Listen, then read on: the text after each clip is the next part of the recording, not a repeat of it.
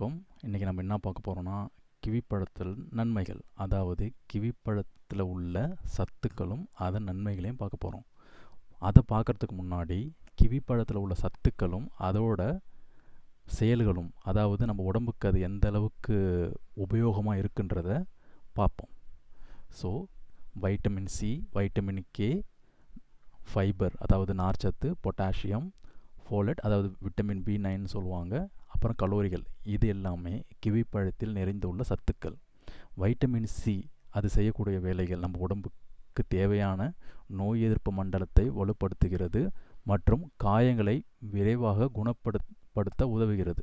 இது சரும ஆரோக்கியத்திற்கும் அதாவது ஸ்கின் ஹெல்த்துக்கும் மிகவும் அவசியமானது.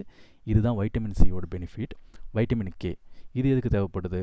காயங்கள் ஏற்பட்டிருந்தால் ரத்தத்தை உறைய வைக்கிறது பயன்படுது. ஏன்னா காயங்கள் வழியாக ரத்தங்கள் வேகமாக வெளியேறும்போது அதை உறைய வச்சு அந்த காயத்தை வழியாக ரத்தப்போக்கு அதிகமாக வெளியே போகாமல் தடுக்குது.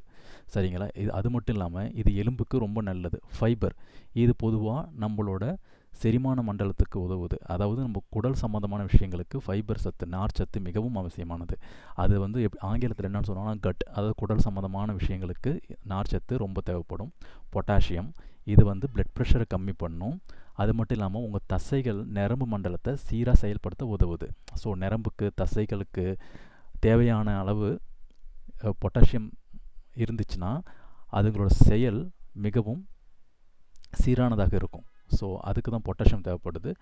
அப்புறம் ஃபோலேட், விட்டமின் பி9 இது எதுக்கு தேவைப்படுதுன்னா இது வந்து புதிய செல்களை உருவாக்கவும் டிஎன்ஏ உற்பத்திக்கும் ரொம்ப தேவைப்படுது. அது மட்டும் இல்லாமல் கர்ப்பிணி பெண்கள் இருக்காங்க இல்லைங்களா, அவங்களுக்கு இது ஒரு தேவையான வைட்டமின்.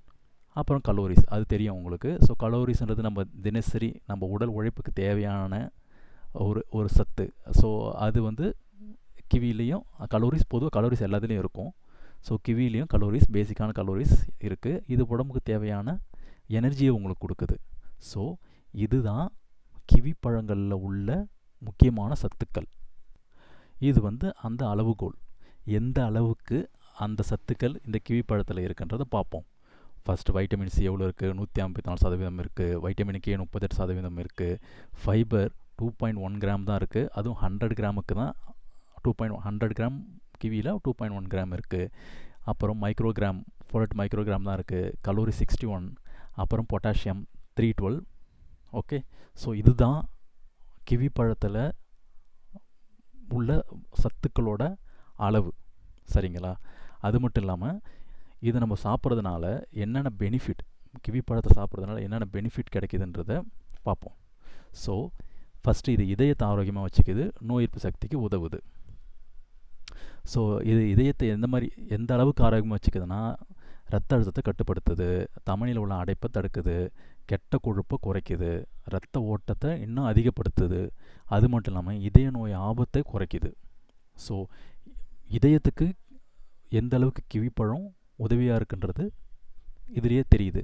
அது மட்டும் இல்லாமல் நோய் எதிர்ப்பு சக்தி, வைட்டமின் சி இதில் அதிகமாக இருக்கிறதுனால நோய் எதிர்ப்பு சக்திக்கு அதிகப்படுத்த உதவுது. அது மட்டும் இல்லாமல் ஆக்சிஜனேற்ற பண்புகள் உண்டு. அதாவது ஆக்சிஜனேற்ற பண்புகள் அப்படின்னு இங்கே என்ன, இந்த ஆக்சிஜனேட் சொல்கிறது வந்து நம்மளோட பாடியில் வந்து எலக்ட்ரான்ஸ்ன்னு சொல்லுவாங்க. எலக்ட்ரான்ஸ் இருக்கும் இல்லைங்களா, இப்போ வந்து அது ஒரு விதமான சத்து எலக்ட்ரான்ஸ். ஸோ அது வந்து நம்ம பாடிக்கு ஒரு தேவையான ஒரு சத்து. ஸோ அந்த எலக்ட்ரான் சம்மந்தமான விஷயங்களுக்கு இது உதவுது. அது மட்டும் சளி காய்ச்சலை தடுக்குது. அதுக்கப்புறம் வெள்ளை அணுக்களை வலுப்படுது, அது டபிள்யூபிசி நம்மளுக்கு தெரிஞ்சது. ஸோ இந்த ஒயிட் பிளட் செல்ஸ் சொல்லுவாங்க, அதுதான் வந்து நோய் எதிர்ப்பு சக்திக்கு முக்கியமானது. அதை வந்து தடுக்குது. அதுக்கப்புறம் அயற்சியை குறைக்குது. அயற்சின்னு சொல்கிறது வந்து இன்ஃப்ளாமேஷன் சொல்லுவாங்க ஆங்கிலத்தில். அதாவது வந்து இப்போ நோய் தொற்று, காயத்தால் ஏற்படுற தொற்றுகள், இது போன்ற விஷயங்களை இது கட்டுப்படுத்துது, கண்ட்ரோல் பண்ணுது. ஸோ இது வந்து ரொம்ப அடிப்படையான சத்துக்கள் கிவியிலேருந்து கிடைக்கிது.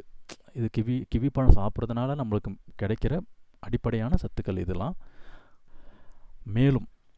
மேலும் உள்ள நன்மைகள்னால் தூக்கம் மேம்படும், அப்புறம் கண் பாதுகாப்பு, எலும்பு வலிமை, உடல் எடை குறையும். ஸோ இதில் உள்ள வைட்டமின்னால், அதாவது கிவி பழத்தில் உள்ள வைட்டமின்னால் நம்மளுக்கு உள்ள நன்மைகள் இதெல்லாம். தூக்கம் மேம்படும். அதாவது நம்மளுக்கு தூக்கமின்மை, சில பேருக்கு இரவில் தூக்கமின்மை இருக்கும், அவங்கள சரியாக கான்சன்ட்ரேட் பண்ணி தூங்க முடியாது, அது போன்ற விஷயங்கள், கண் பாதுகாப்புக்கு, ஸோ எலும்பு வலிமையாகிறதுக்கு, உடல் எடை குறைகிறது, இது போன்ற பல பல விஷயங்களுக்கு கிவிப்பழம் மிகவும் பயனுள்ளதாக இருக்குது. ஸோ உங்களால் வாரத்துக்கு எவ்வளோ தடவை கிவிப்பழத்தை எடுத்துக்க முடியுமோ, மாதத்துக்கோ வாரத்துக்கோ, அதை எந்த அளவுக்கு உங்களோட உணவு பட்டியலில் சேர்த்துக்க முடியுமோ சேர்த்துக்கிறது மிகவும் நல்லது. அது மிகவும் பயன் தரும். குறிப்பாக 30 வயசுக்கு மேலே உள்ளவங்களுக்கு உடம்பில் சரியான சத்துக்கள் போய் சேராது. ஸோ உடம்பு சரி அந்த அளவுக்கு மிகவும் வலுவாக வேலை செய்யாது. 35 வயதுக்கு மேலே உள்ளவங்களுக்கு வந்து அவங்க சாப்பிட்ற ஃபுட்டுலேருந்து நியூட்ரிஷன் கரெக்டாக போனோன்னா அவங்க அடிஷ்னலாக ஃப்ரூட்ஸை சேர்த்துக்கிறது மிகவும் நல்லது. ஸோ இது போன்ற பழ வகைகள் மிகவும் உபயோகமாக இருக்கும் நம்மளோட உடலை நம்ம நல்லா பார்த்துக்கிறதுக்கு. ஸோ பட் இதுதான் கிவி பழத்தில் உள்ள பெனிஃபிட்ஸ், இதுதான் மேஜர் பெனிஃபிட்ஸ். ஸோ உங்களால் முடிஞ்ச அளவுக்கு அந்த பழத்தை உங்களோட உணவு பட்டியலை சேர்த்துக்கோங்க. நன்றி, வணக்கம்.